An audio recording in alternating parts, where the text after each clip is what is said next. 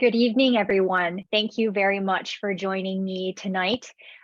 This is our second annual collaboration with the National Committee on U.S.-China Relations, and this event is a very special event as it is meant to be a Canada-wide China Town Hall. And I know many of you in the audience, as well as our panelists, have tuned into the feature speaker, Ambassador John Huntsman, and we will be continuing some of the discussions that you just heard, but with a focus on Canada. And so this year's theme is Hand on the Pulse, Changing Canadian Public Opinion on China. This is an event that is co-hosted by the Asian Institute's East Asian Seminar Series and the Munk School of Global Affairs and Public Policy, and in collaboration with the with the National Committee on U.S.-China Relations. My name is Joanna Chiu. I'm the director of the East Asian Seminar Series here at the University of Toronto. And joining me tonight are three very distinguished guests, of which I will introduce in alphabetical order very briefly. First, we have Joanna Chiu, who may be a very familiar name to many of you. She is a senior reporter covering national and foreign voices for the Toronto Star and the author of a very interesting book called China Unbound, A New World Disorder that came out last year. She is a globally recognized authority on China and is a regular commentator for international broadcast media. And she previously was based in Beijing as a foreign correspondent, including for AFP and for DPA. And she specializes in the coverage of Chinese politics, economy, and legal affairs. We are also joined by Dr. Christopher Sands, who is the director of the Wilson Center's Canada Institute and a specialist on Canada, US-Canadian relationships and North American economic integration. He has directed applied policy research programs at the Center for Strategic and International Studies and the Hudson Institute. And his work has been commissioned by Washington think tanks, including the American Enterprise Institute, the Brookings Institute, the Center for the Study of Presidency and Congress, and many others. Dr. Sands within Canada has been a contributor to studies at the Howie Institute and the Fraser Institute, and he is a board member of the Canada-United States Law Institute and several other institutes. Finally, we have Professor Henry Yu, who is an associate professor of history and principal of St. John's College at the University of British Columbia. And as a historian, Dr. Yu's research and teaching has been built around collaborations with local community organizations, civic institutions, such as museums and multiple levels of government. And he is passionate about helping British Columbians unlearn the cultural and historical legacies of colonialism. So there's much more that I could be saying about the backgrounds of our distinguished guests, but I thought we would jump right into listening to what they have to say. So we also invite the audience, you, to join us in this conversation because it is meant to be a town hall. So please use the built-in Q&A Zoom button that you see below to pose any questions, and we will leave at least 15 to 20 minutes starting at 8:40 for your questions. So please feel free to send in questions at any point during the program. So let me start with an opening question for all of the panelists. From your vantage point, whether as a policy analyst or as a journalist or as a historian, are we right now at a historic low in terms of Canadian views towards China and the Chinese people, and why? And second part of the question is, what has been the impact of this negative public opinion on policymaking in Canada, excuse me, and on the Chinese diaspora in Canada? So I want to turn it over first to Chris, and then to Joanna, and then to Henry. So Chris, we invite you. The floor is yours. All right, thank you very much, Diana, and it's a great pleasure to be with you all today on a very important topic. So my specialty is Canada-US relations, and one of the things that's striking about the research and also was striking about John Huntsman's comments is the difference between the way that the US has approached China, which isn't always friendly, but all has that sort of feel of great power politics. There's a sort of hesitance to push too far, kind of caution. And Canadians, by contrast, I think have taken some of the recent history, particularly the treatment of the two Michaels over a period of time, much more almost personally. It seems to have really affected people's image of China without that hesitancy that you see sometimes from a great power that knows that caution is part of the mix. And I think that's been a fascinating thing to watch.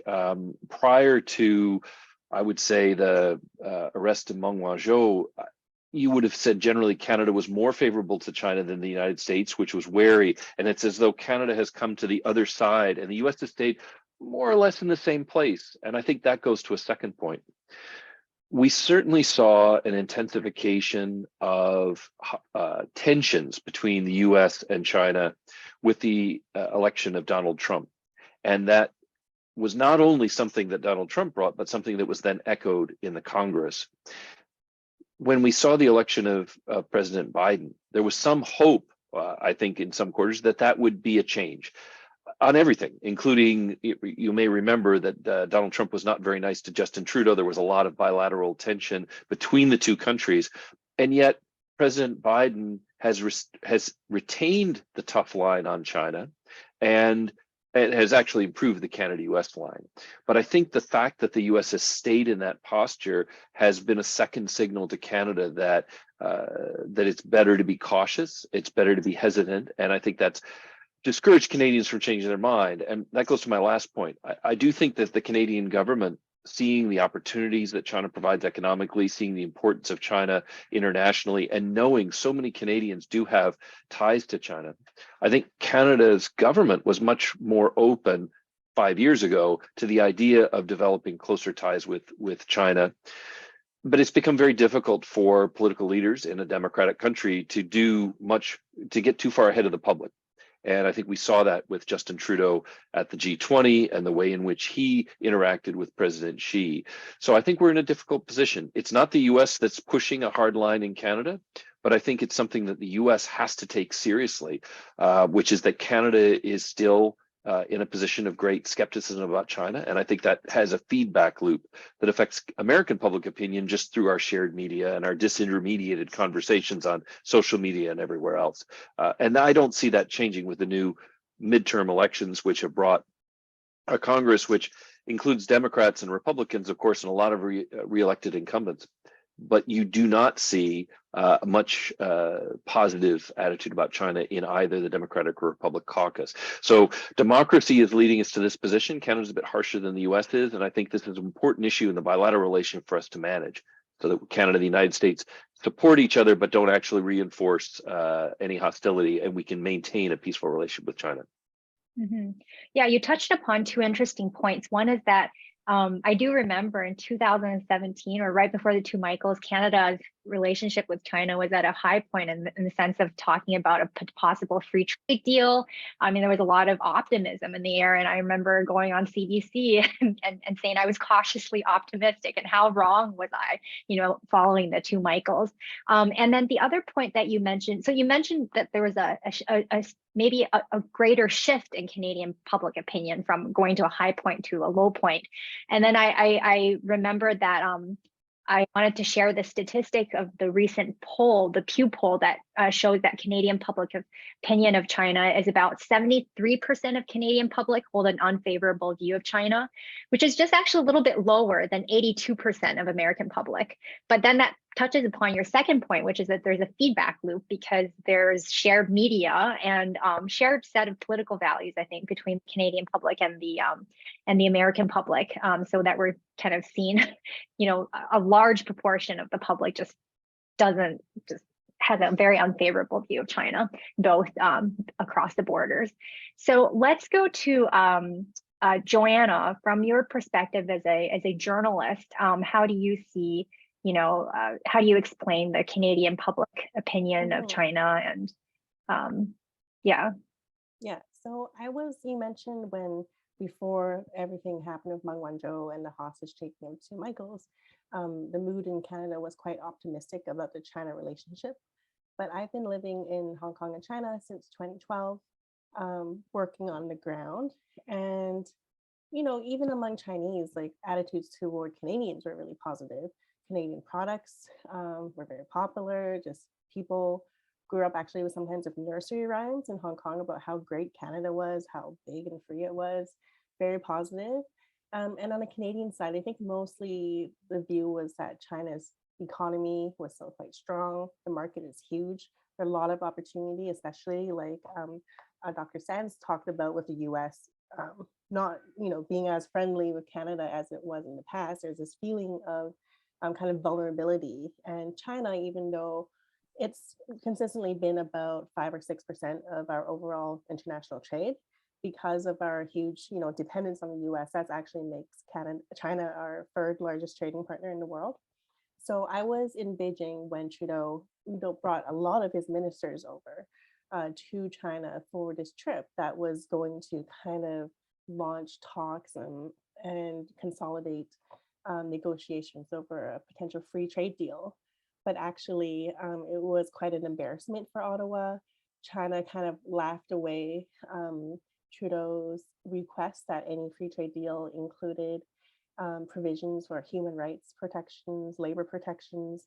The environment minister was actually scrambling to come together and make some sort of MOU on environment so they can come away with this big trip with some sort of something to announce. And they actually left their foreign minister behind last minute, where some of his staff couldn't even get off the plane. Actually, they're like, oh, we need to try to figure this out. So I think throughout, perhaps Canada was looking at China rose-tinted glasses, and this kind of shade only fell when there was the news of the two Michaels being arrested, and so obviously days after Meng Wanzhou was arrested. And we got so many details of how the Michaels were in jail cells on their own, interrogated for hours each day. I think that really was a very human wake-up call to Canadians, that Beijing was increasingly aggressive, increasingly not worried about actually its international reputation. Where in the past, perhaps the time of people might remember the Summer Olympics in 2008, it did seem like Beijing had a very different foreign relations tack. They wanted to show themselves as liberalizing, being more open to the world. But from my perspective, having lived in China and covered human rights, I was surprised that there was such a big U-turn in Canadian perspectives, because the two Michaels was not even the first time China, employed hostage taking as retaliation for something Canada did to help the US. In 2014, China arrested Julia and Kevin Garrett, who were missionaries. I think they opened a cafe in China. They were accused of spying, like the two Michaels were. And this was just after Canada arrested Su Bin, a Chinese resident accused of stealing data about military projects. And they were arresting this person by the request of US authorities. So it was like parallel to the Meng situation, but not as high profile. And I think a lot of these cases were largely forgotten or never paid attention to at all in Canada. It really took this big crisis, not only for Canadians, but I think the rest of the world, to kind of wake up that trying to compartmentalize China's increasing human rights abuses and lack of rule of law just wasn't going to work. There was going to be more, not just human consequences, but trade and economic consequences. Because at the same time, China also, put tariffs on Canadian canola, pork, things like that. And when Australia spoke up in several occasions, similarly hostage taking, there are Australians behind bars right now, as there are remain Canadians. Canadian Robert Schellenberg is facing a death sentence, as still in relation to the Meng case. So I think overall, now finally after years, Foreign Minister Jolie has released an Indo-Pacific strategy, and she is pledging that they will kind of be realistic about China, will help companies diversify their businesses to different parts of Asia, will install China experts in embassies across Asia. But I worry that there's actually not many opportunities in Canada for people to become experts in China. Now that CBC has shut down its bureau because it couldn't get a visa for its correspondents, we actually have no Canadian media posted inside China, inside mainland China. let alone, a robust flow of researchers back and forth and language programs in our universities. So I worry that while the mood in Canada is negative towards China, our politicians, Mr. Jolie said China is too big to try to just ignore. You have to continue engaging with China, but there's not a lot of, breadth of knowledge that I think we need to make policy and to work with China on some of these issues. Yeah, I'm so glad you brought up the recent closure of CBC. That's something that I want to circle back to, because I think it touches on a very important topic of subnational exchange, because there's, on the one hand, there's importance of leader to leader exchange, but there's also really important in kind of furthering relations between countries. You need to have people talk to each other. And if we can't have our journalists over there reporting, like yourself, reporting about China, reporting about what Chinese people on the ground think, that seems to me like a problem. And it's not just Canada, it's not just CBC. We've seen a lot of reporters have to relocate to other places and are now reporting about China from Taiwan or from Korea. So let's circle back to that. Yeah, go ahead. We don't hear from Chinese people, and we only hear kind of what Xi Jinping is doing. Xi Jinping just kind of scolded Justin Trudeau just today at the G20. I think that also increases the risk that people conflate China and the Chinese people, and then the racism and xenophobia. Yeah, absolutely. Let's circle back to this point, and let's go to Henry, because I was hoping that Henry, as a historian, you could offer sort of a longitudinal view in the not just bilateral relations, but also in Canadian public opinion about China and the Chinese people that goes beyond the two Michaels, right?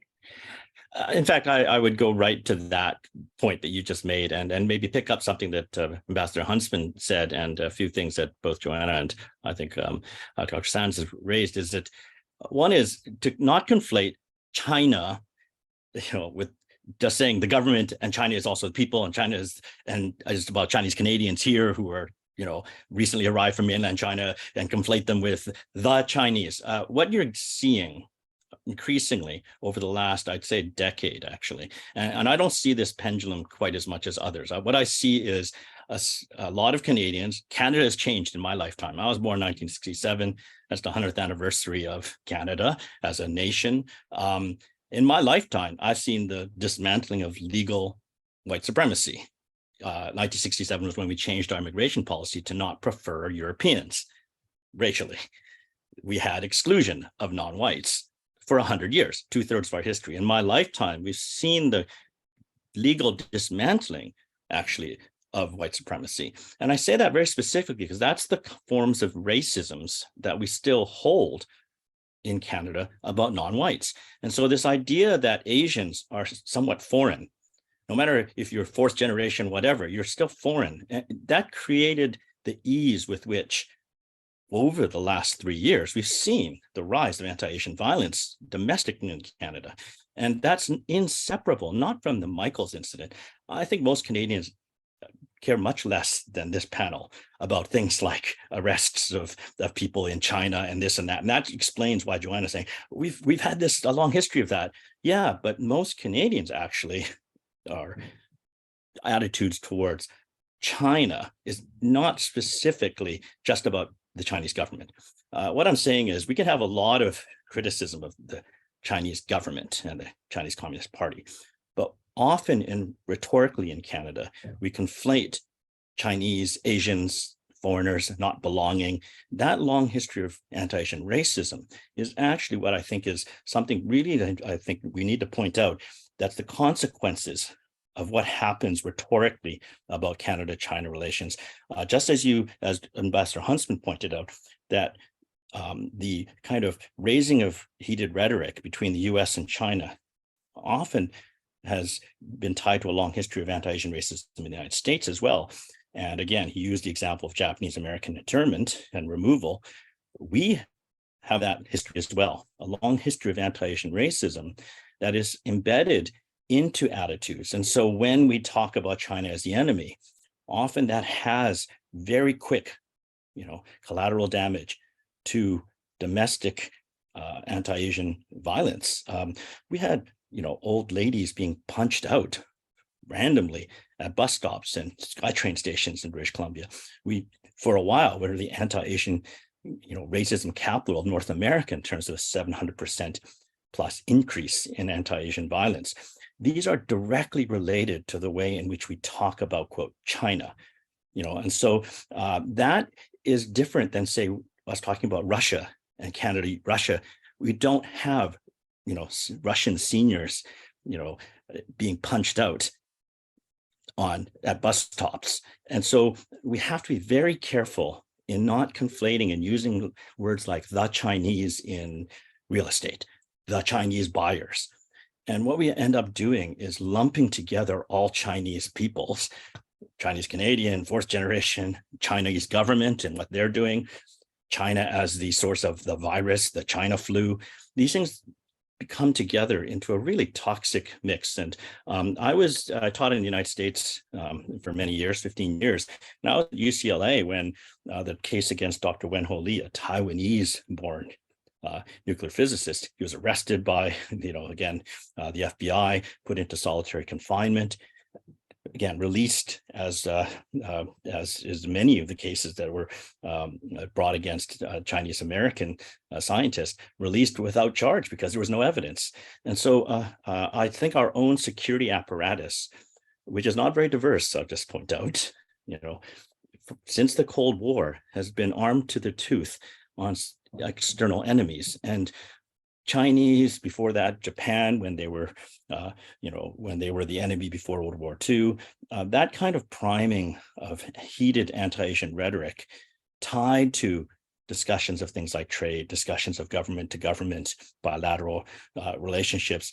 That is something I would inject into here. I mean, you can see my background. We had a national forum on anti-Asian racism. In fact, we've had two, one at Toronto Metropolitan University and before that at UBC over the last 2 years. And this is tied not to the Michaels cases. It was tied to the heated rhetoric of China and Chinese as causing problems like affordability in housing. Chinese buyers were the problem, or again, Chinese as being somehow foreign and coming in and inappropriately doing things like having babies and having anchor babies and this and that. It's this heated rhetoric of China as a threat, Chinese peoples as not belonging in Canada, that has led to incredibly vicious and violent consequences. So I would just remind us that there's a reason why it's actually not about the Michaels cases. That's actually something that political scientists and foreign affairs experts think are so causal. For most Canadians, it's a part of a larger brew of who belongs, who is Canada for? Do Asians belong? Even though we opened up immigration, we still consider immigrants as those who are the non-white migrants who've come in the last 50 years. They've changed our cities, they've changed our schools, they've changed our populations. And so that is something that I just want to inject into the conversation to make sure that when we talk about China, we're not conflating everything. Yeah, I think that's a really fair point, and one that reminds, I think people in the policy community are more and more aware that one ought not to make a conflation between the CCP, the Chinese Communist Party, with the Chinese people. But that kind of distinction doesn't always leak into public discourse, and particularly even into some rhetoric when people talk about policy in the public. I've noticed that there are still officials that talk about the Chinese or the Russians or the so-and-sos. And so I think that's a very good reminder for us. I wanted to turn back to our panelists and to connect this event with the Ambassador Huntsman's speech. Was there any other points that you'd like to pick up on that you think particularly resonates with a Canadian audience? And just as a reminder to those who hadn't been able to tune in, Ambassador Huntsman touched on a number of subjects. He touched on trade tariffs as a powerful diplomatic weapon. He touched on possibilities for collaboration with China, especially over global health. He talked about the CHIPS Act. He talked about the Xi-Putin Pact. He talked about human rights and the difficulties in explaining how the Chinese leaders think about human rights in relations to social stability. There's many things he touched upon. So I was wondering if there was any one or more of those points that you'd like to pick up on that you think particularly resonates with our Canadian audiences. So I wanted to turn it back to Chris. Thank you very much.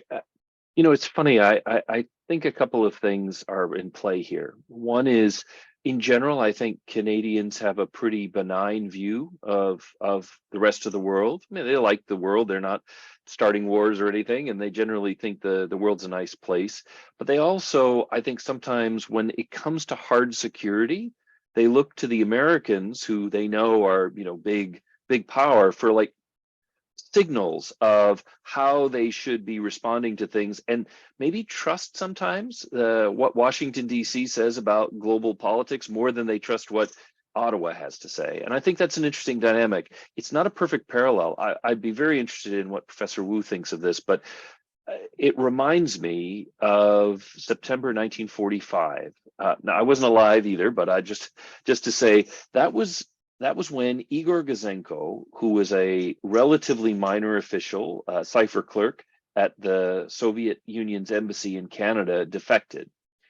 And up until that time, most Canadians through World War II viewed the Soviet Union as our ally in defeating Germany, and had a fairly good view of the Soviet Union. They thought it was a revolution that had tried to make things better for people. They thought the Russians were trying their best, and obviously had some difficulties.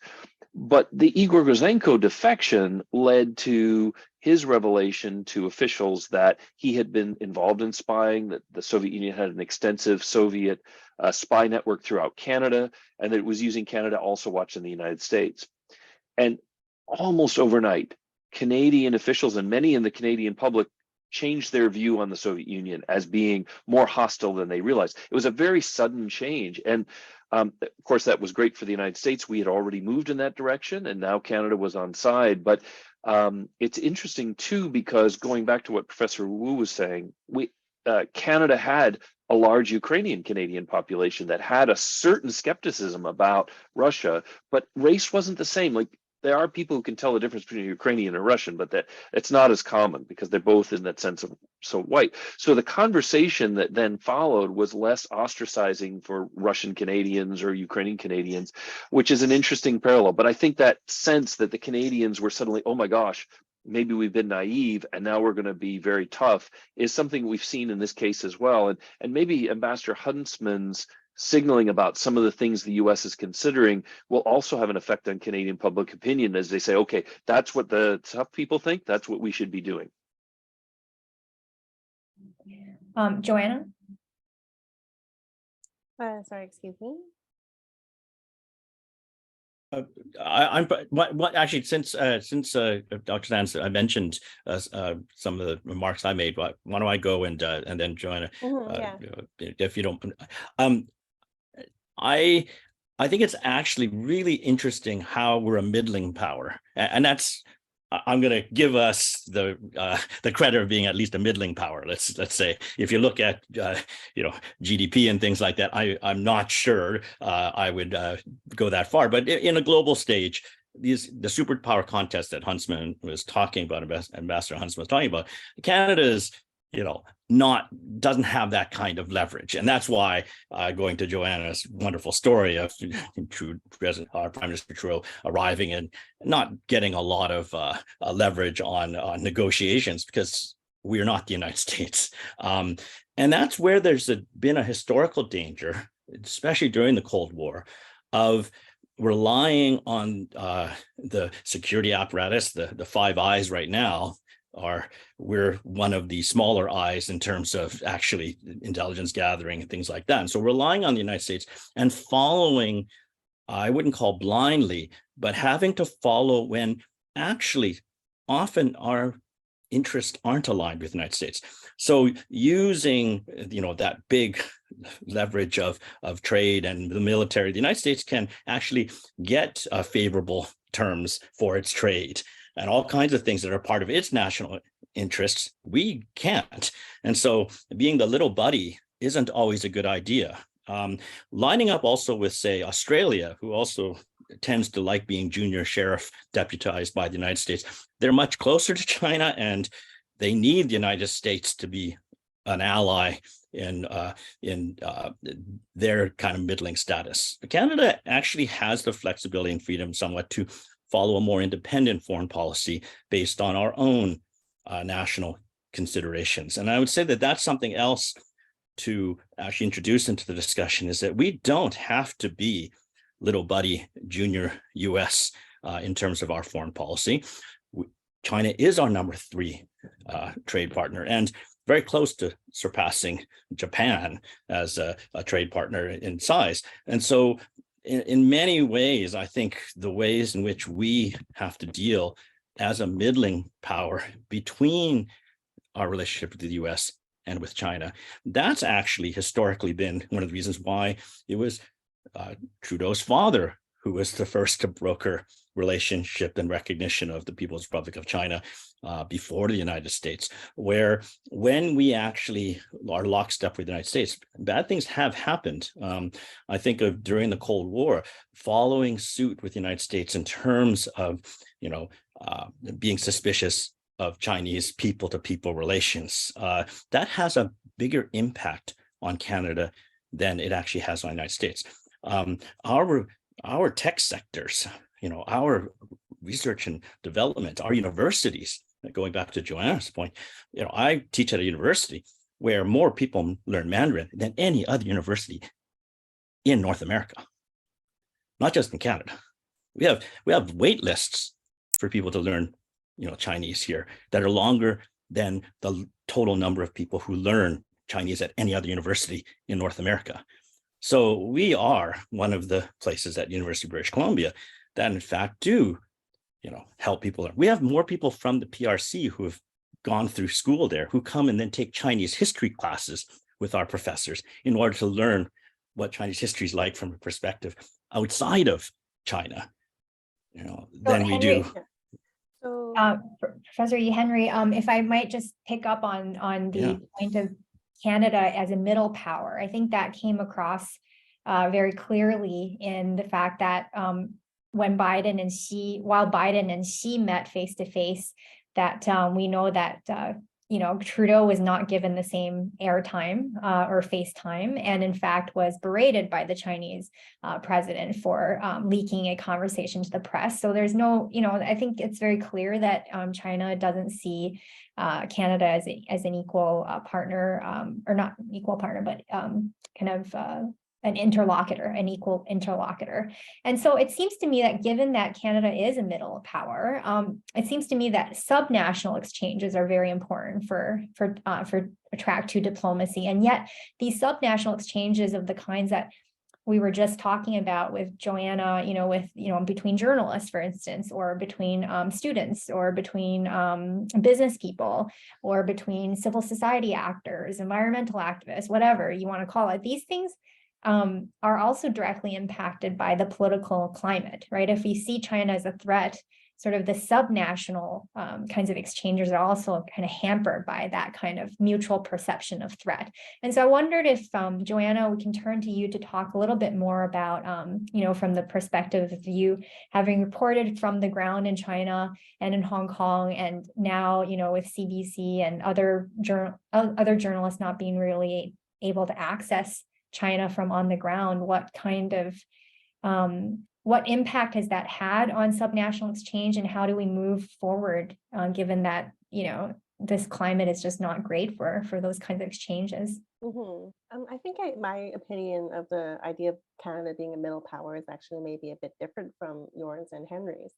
The idea of the middle power, I think, is often when countries that have a relatively small population actually are able to punch above their weight. So, Canada, we have a pretty small population, but we're part of the G7.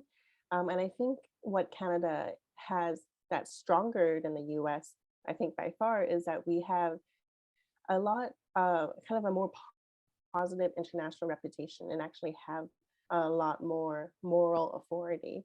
Beijing, one of its easiest ways to try to discredit outside criticism is to be like, you can't talk, look at the number of people in your jails, talking to the US. And in Canada, they often talk about residential schools.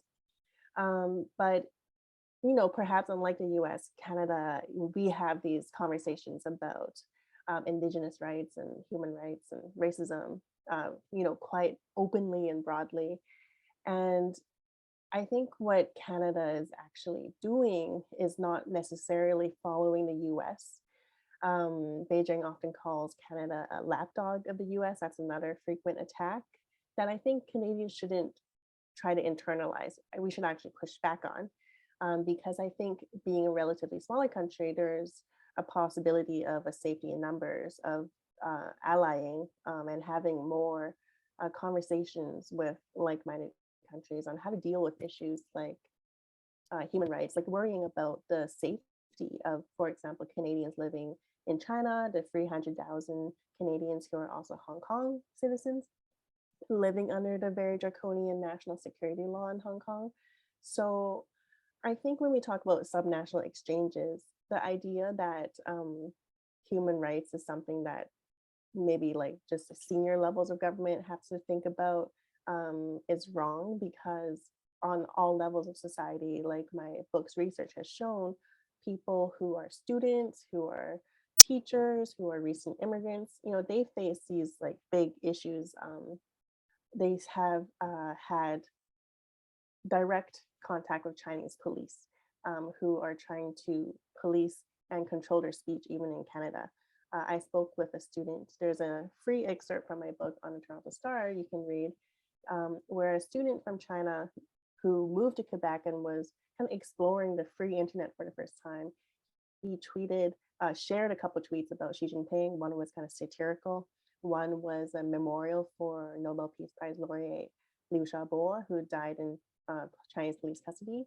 And next thing he knows, Chinese police have actually harassed his parents living in China and telling him that they have tracked his IP address and they know where he lives in Canada. And as actually he was a law student, he is a law student who just graduated. He knows that he has a right to say what he wants, do what he wants, share political opinions on social media in Canada.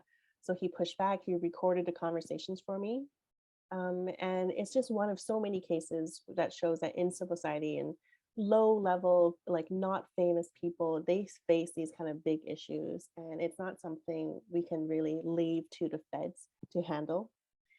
Trudeau, the reason he was kind of scolded by Xi Jinping was that he had raised and told media that he had raised concerns that there are these reports that CSIS, our intelligence agency, that China had clandestinely funded at least 11 federal candidates in the 2019 election as part of a campaign to try to meddle basically in Canada's democracy.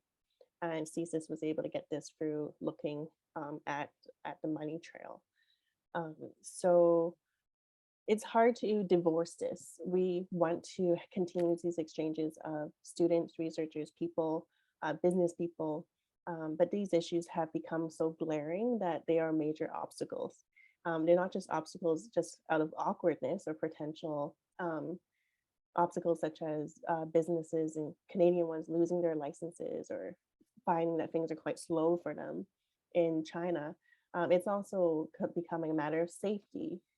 People in Canada who have been harassed by Chinese authorities have told me that when they go to police and authorities in Canada, people don't understand what they're going through. They think they're exaggerating. They think you're just a student with 2 followers on Twitter. Why would police in China care about what you say in Canada? They don't really realize how kind of huge this apparatus is in China, why China does really care about what people around the world think about them and what their students and people who immigrate away from China say and do.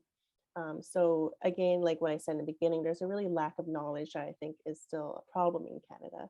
And I don't think we can really go ahead and talk responsibly about let's send more students, let's make sure that for people level exchanges can still happening without really understanding some of the challenges and the human rights and concerns, things like foreign interference. I think people are starting to realize it's not just kind of stuff of spy novels. It's something that is happening and that we should understand and figure out how to navigate. Yeah, you bring up a really, really important point that is actually something I wanted to brainstorm with you guys and with the audience actually about how to manage this tension between on the one hand, very real concerns about CCP's influence in Canada, including, concerns about both in terms of election interference, but also in terms of its influence in Canadian society over people, like whether it be people in the diaspora or other Canadians. And you talked, I think in your book, you document quite a number of cases of what we consider in academic speak to be transnational repression or coercion by proxy, basically the long reach of the CCP. But then also that kind of discussion, which I think has its place, can also then fuel anti-Asian racism, because people are like, well, yeah, it's the long reach of the CCP, and look how many Chinese people there are here, and what are they doing in our society? And so the question that I myself, been reflecting a lot about, but I also wanted to hear from you guys, is how to balance that. I mean, and I'm not thinking even of like at the top level. I'm just thinking even in our own communities, whether it be within the journalism community, or whether it's within academia, or, Chris, you're in the think tank community, like how in your respective communities have you tried to, make sure that those two things are not feeding, that the concern of national security is not feeding into anti-Asian racism. So maybe I'll turn it back to Chris. Okay, it's always a tough issue because you don't want to paint too broad a brush. I think a lot of the conversation in the U.S., and I think this reflects some of the nuance that Professor Wu brought into this again, and also Joanna, it is to focus on the government, the security apparatus of China, to disagree with the actions of the state, because that's fair game in diplomacy.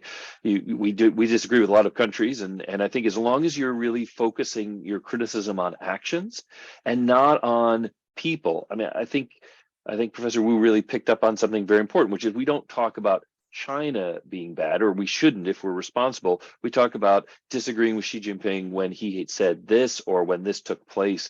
It's pretty simplistic to say, but every race, every people has bad actors. And so, to not generalize is important, but also to link criticism to specific actions is really important. And I think there's a role that's played. I don't want to downplay what think tank people and academics do, but there's a role that's particularly played by leaders because they get so much attention. And to put some criticism on the US, one thing that we experienced when we had President Trump in office is that he had a way of speaking that was more like someone you meet at the bar after a couple of beers, just with opinions and not very precise, etc. That was just his style. And I think a lot of people found that appealing because it seemed very honest. It seemed very normal, not fancy, relatable, I guess. But it was also very sloppy and dangerous. I think in many cases he made broad generalizations that might have been populist or influenced the average person, but they were really irresponsible. For a leader, you have to speak a different way, to be more careful, and it's because you represent your people and you're sending signals to the ordinary people who don't follow international politics. So it's just a question of being careful and cautious, and I think that responsibility falls a lot on our elected leaders, but it also falls on those of us who are lucky enough to be in a think tank and briefing politicians, because the way we speak about things is often echoed by the way they speak about things. And certainly when we're on the news, if we're imprecise, then we're going to create that kind of impression. And I'm sad to say that our social media age, if you say something, it can be sliced and diced and clipped. And if you're not careful, then you look like you look like a jackass. And so it's really important to get it right the first time and not hope that they understand you when you're talking loosely. So the importance of leaders and discourse and setting the right tone. Henry, what do you have to say? And I especially wanted you to talk more about how this can be done at the community level, because I know you've had a lot of engagement with different diaspora communities. What do you see as the obstacles, and what do you see as some of the solutions that can be done at a local level to address these things?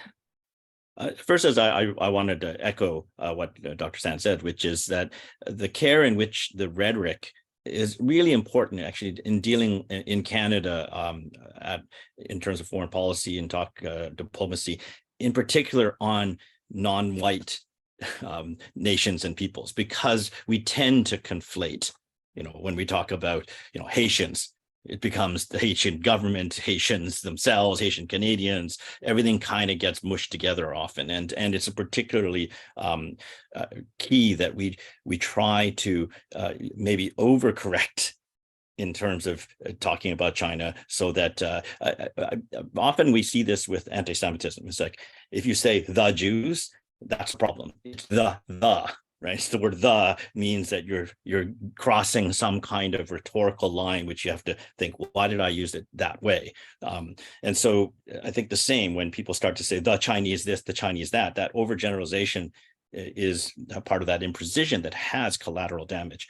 In terms of communities, one of the interesting things to me is, I have lots and lots of students who are from Hong Kong Chinese families that came as refugees in the 70s. After 1968 and the riots that were tied to the Cultural Revolution, expanding into Hong Kong from the People's Republic of China. Others came after 1989 and Tiananmen, Square, and Hong Kong Chinese who came in large. Those 300,000 Canadian citizens that live and work in Hong Kong that Joanna mentioned, they actually moved back and forth between Hong Kong and Canada a lot. And so we have a very complicated, when people say Chinese diaspora, it's like, what do you mean? Because we have many who are Taiwanese in heritage who will not say they're part of a Chinese diaspora, because very particularly they think of themselves and Taiwan as not being part of the People's Republic of China, and nor do they want to be. And so often you have actually a lot of caution in Canada in terms of Chinese Canadian communities. And even within, say, a Hong Kong Chinese Canadian family, they're going to avoid at the dinner table often talk about politics in Hong Kong, because it can lead to divisive, often incredibly, angry denunciations within families. And so that caution, strangely enough, to me, is something to learn from. Richmond, BC, people talk about, oh my gosh, it's 70% ethnic Chinese. Well, it's 30-odd% mainland Chinese background immigrants, another 30-odd% who have Hong Kong Chinese background, and then South Asian and all these. There's no gang warfare in Richmond. There's no people at each other's throats. There's been actually a lot of care taken so that there can be peaceful discourse. And if you can't talk agreeably, or if you can't agree to disagree, then you don't talk about it. And I'm not saying that should be the Canadian way, is we're not going to talk about things. It's just that we have to be careful to take into account the collateral damage of sloppy language, of imprecise, of overgeneralizing, of also using stories that we know will get into heated, money laundering. We had a whole commission in BC about Chinese money laundering. I'm not saying there isn't money laundering going on. It's just, why did it become tagged to Chinese money laundering, as if there was a particular problem with Chinese? There are Russian money launderers. There are American money launderers. There are all kinds of money laundering. Real estate speculators. It became Chinese real estate speculators versus real estate speculation leads to incredibly unaffordable housing across our housing markets. So that would be my point, is actually one of the things you often see in Chinese Canadian communities is care in not having overheated rhetoric that denounces all people, or overgeneralizes about Chinese. Mhm. Diana, I was just going to jump in on that and say, we learned that lesson so painfully in the United States after September 11th, when the concern was anyone who came from Middle Eastern background might be out to get us. And we had to learn that was very that was a very dangerous way to speak. Anyway, which Yeah, just like what, yeah, sorry, that's all. No, that I'm glad you brought that in, because again, like the Chinese community is not the only one dealing with these kinds of issues. And I think that in the States, that kind of learning is ongoing. I don't think it's been, resolved by any means.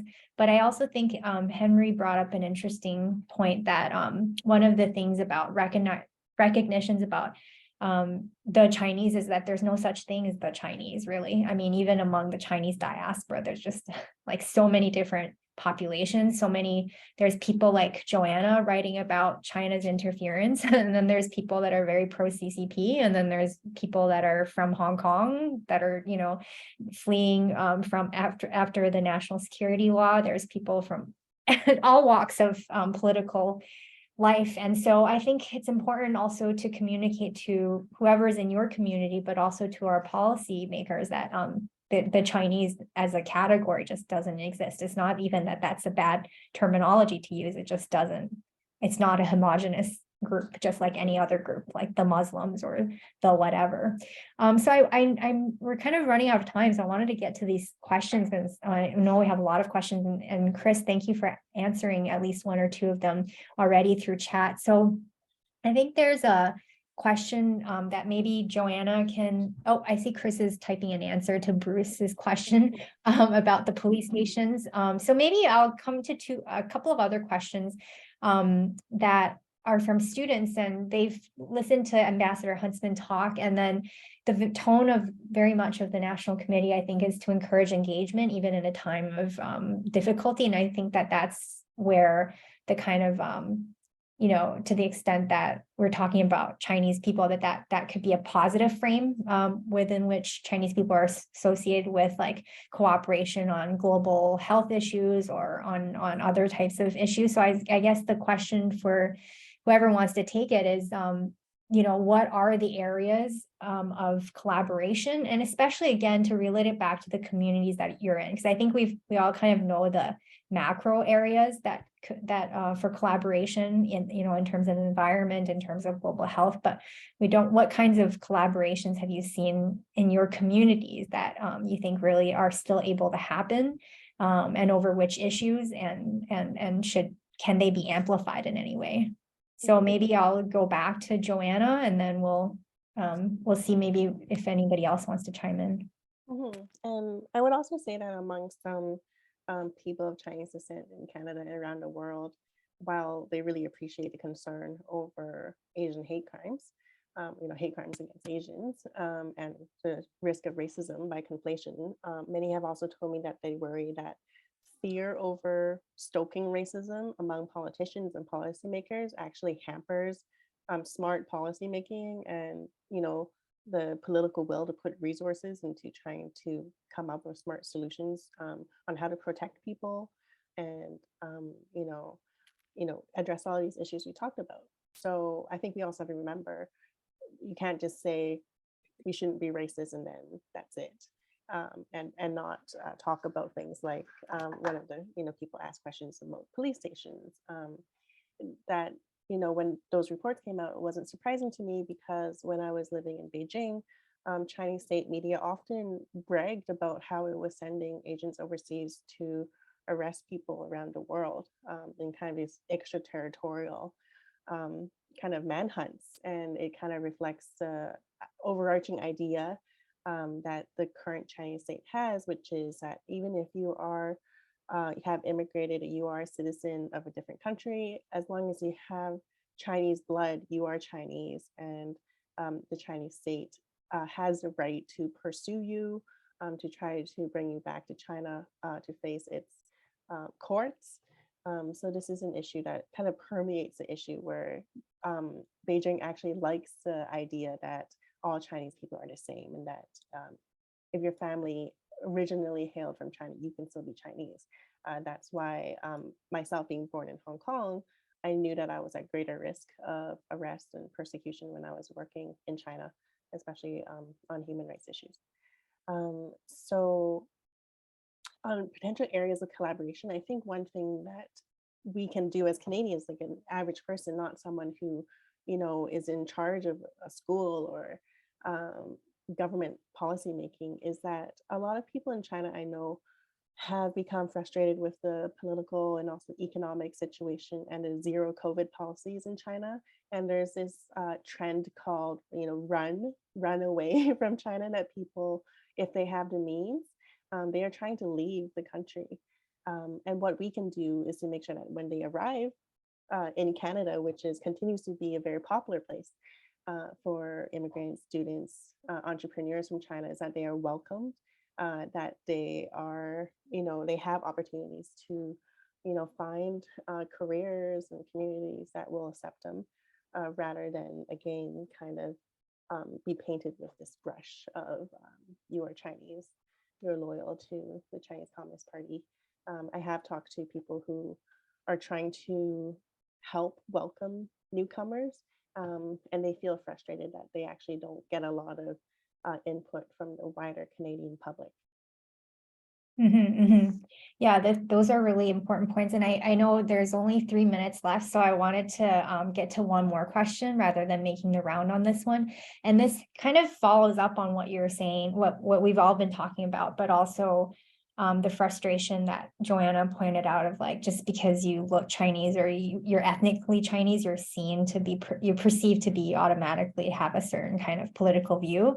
And we have a question from Gu, who's a professor here at Toronto, who wants to know if the panelists could say something about the increasing presence of Chinese dissidents in Canada, many whom are young, and we have dissidents from mainland China, but we also have dissidents from Hong Kong, and Canada has a really, really large Hong Kong diaspora population. And so could you say a little bit more about engaging basically the dissidents in the diaspora, the kinds of solidarities they may be forming with other diasporas like the Iranian diaspora, and how that plays into really that's part of our democracy here in Canada, is that dissidents can express their views, right? Yeah. So Henry, I think you wanted to say something. Yeah, I just want to go to the actual example that Joanna raised of a student starting to tweet in social media and talking, criticizing China, and then having his parents threatened. I want to say that Canada, we are a democracy. I am very happy to be able to critique our own politicians, to actually even say things about governments of other countries. But there also is a responsibility that comes with it. You can't just say anything and not expect consequences. And you can't expect the Canadian government to somehow protect that student's parents.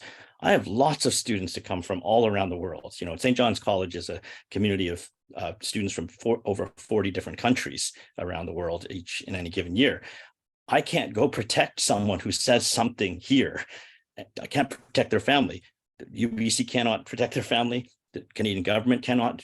And so one of the complexities of international relations precisely is these people-to-people exchanges are the strongest when it is human, as Ambassador Huntsman said. It's people getting to know each other, the differences, and the limits and constraints also of being Canadian.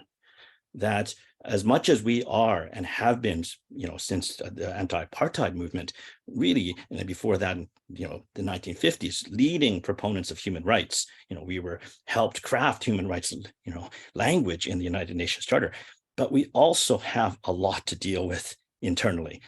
Joanne's absolutely right that we're now able to talk about Indian residential schools, but for most of our history, we did not, and we kind of put that under the blanket, and we didn't talk about our own human rights issues. And so the freedom to talk about, critique, say hard things, have hard conversations in Canada where it's protected legally, that's not the same as saying we're going to go and try to do that outside, especially as a middling power. And so how we deal in our foreign relations in terms of international human rights, we have to remember that we have limitations as well in how much we can go and moralize with other nations on what's going on. We can have protests here. And again, think of what's going on in Iran right now, but think of also the limits of our power to affect other places because we are not a superpower. Well, with that, we're actually out of time. I've just very much enjoyed this conversation, and I hope you have too. And I hope it, more than anything, that I think this conversation inspires you to have more conversations like this one with people in your community. So I think those of you who tuned in tonight really have a heart for these kinds of issues, or else you wouldn't be tuning in at 8 p.m. Eastern Standard Time to be listening to this. So I really hope that it plants the seeds for you to kind of start those conversations in your own communities. And I want to thank again Joanna, Professor Yu, Dr. Sands for joining us. I want to thank the Asian Institute and the National Committee on U.S.-China Relations. I also want to thank you, and please do join us for our next program, which is next Tuesday on Xi Jinping's third term in power, and we'll have a panel discussion on what that means for domestic politics in China as well as for Canada. So thank you very much, and have a good evening. Thank you. Bye. Thank you. Good night, everybody.